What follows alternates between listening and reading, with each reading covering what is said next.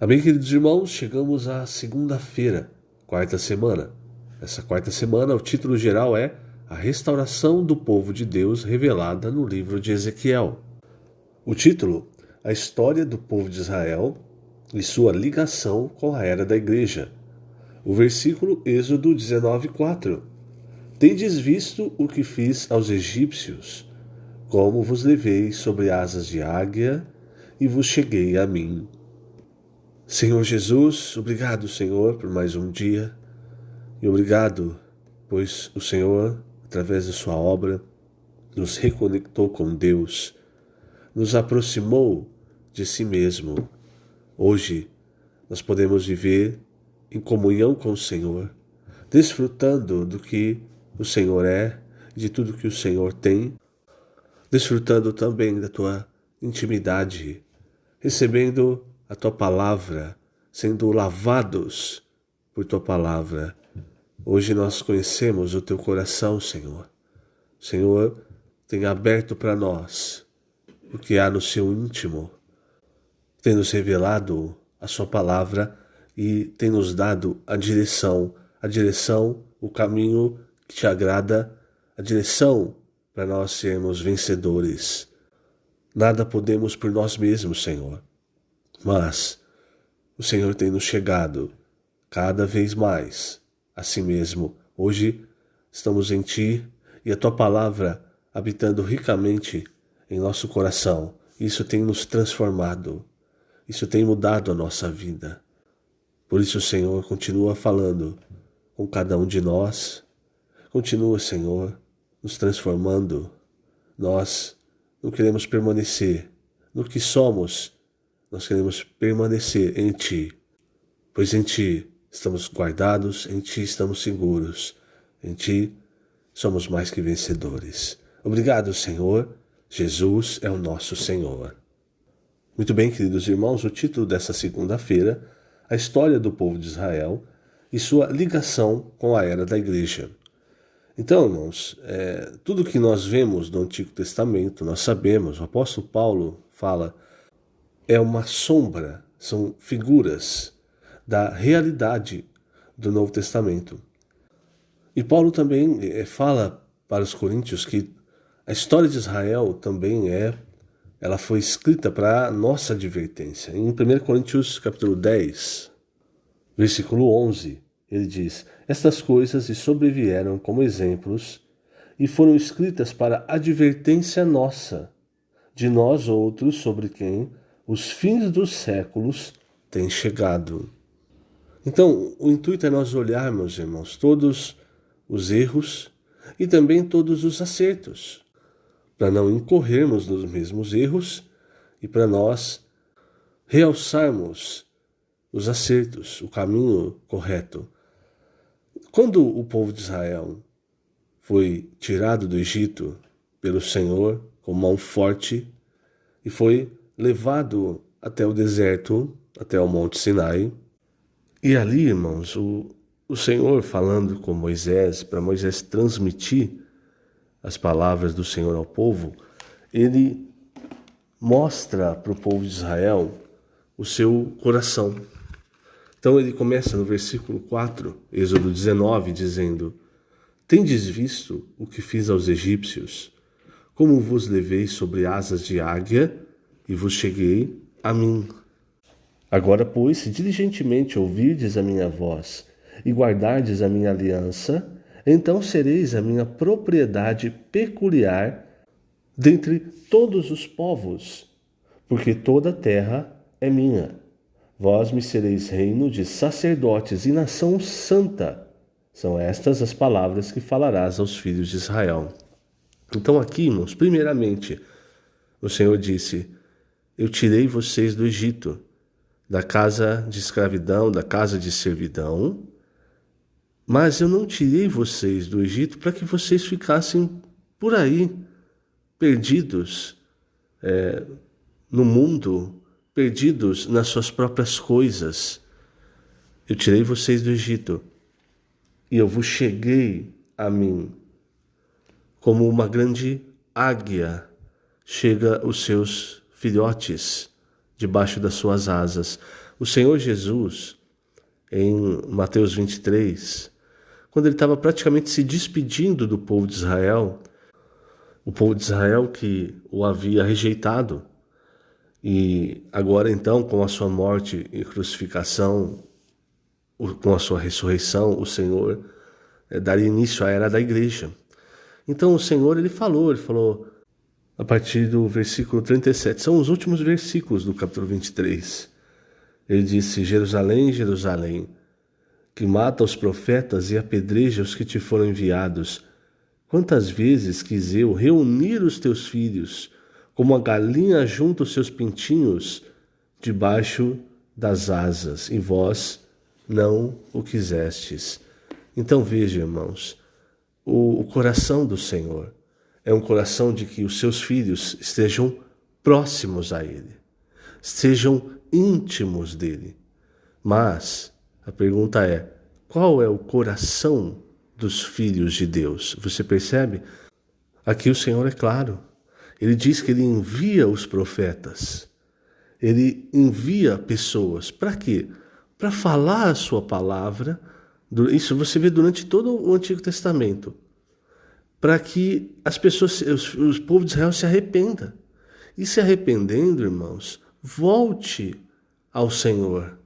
Volte-se para ter essa intimidade com Deus. Mas no final, o que o Senhor diz é: vós não o quisestes. As nações, irmãos, principalmente voltando agora à época da história de Israel, as nações naquela época eram todas nações idólatras. Serviam a outros deuses, que na verdade eram os anjos caídos, os demônios, o exército do Império das Trevas. Deus escolheu Israel para ser a sua propriedade peculiar dentre toda a terra. Ou seja, irmãos, eles seriam a única nação que poderia se chamar povo de Deus.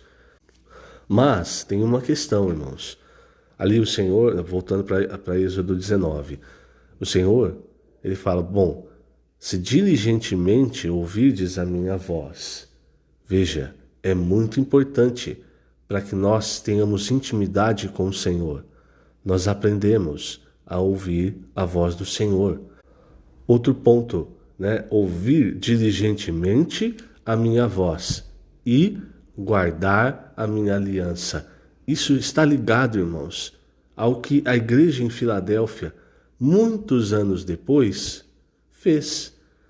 Quando você abre em Filadélfia, o que o Senhor louvou? Em 2 trechos, o Senhor diz, em Apocalipse 3, no versículo 8, conheço as tuas obras, eis que tenho posto diante de ti uma porta aberta, a qual ninguém pode fechar, que tens pouca força, entretanto, guardaste a minha palavra. Então, é uma questão de ouvir e guardar, irmãos, que é praticar. O que nós temos visto e principalmente ouvido com relação à imersão na palavra e todas essas coisas que nós temos ouvido? Isso é para quê? É para que a palavra de Deus habite ricamente dentro de nós. Quando ela habita em nós, irmãos, no nosso coração, ela vai nos transformando. E esse é um sinal de que nós estamos guardando a palavra. Então ele fala: guardaste a minha palavra e não negaste o meu nome.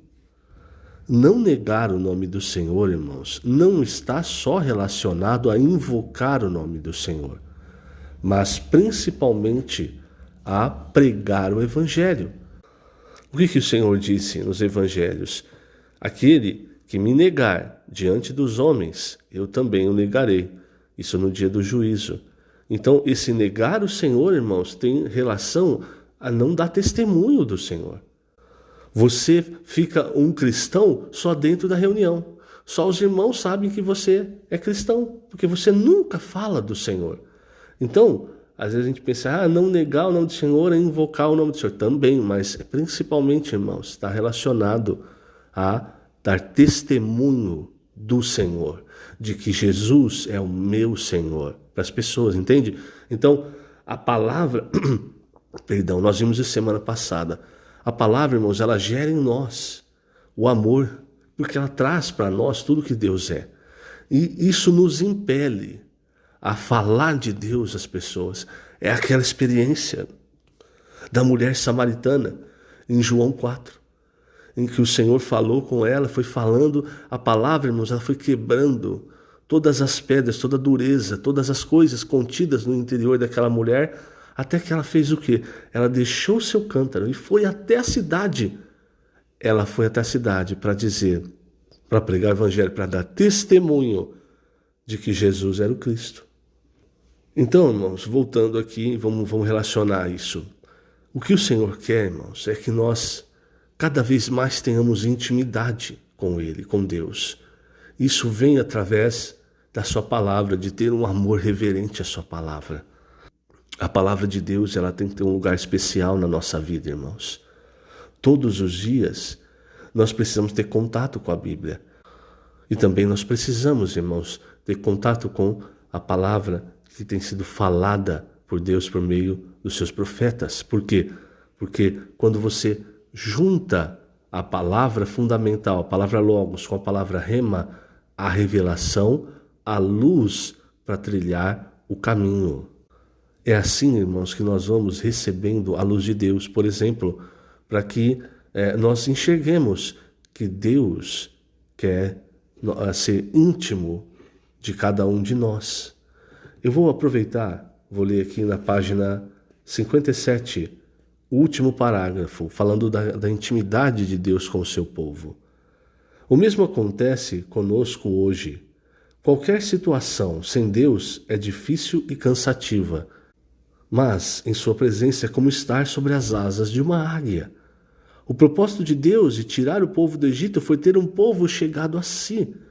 O Senhor quer ser um Deus chegado a seu povo e quer um povo chegado a si. Deus nos tirou do mundo e nos colocou na igreja porque quer relacionar-se conosco.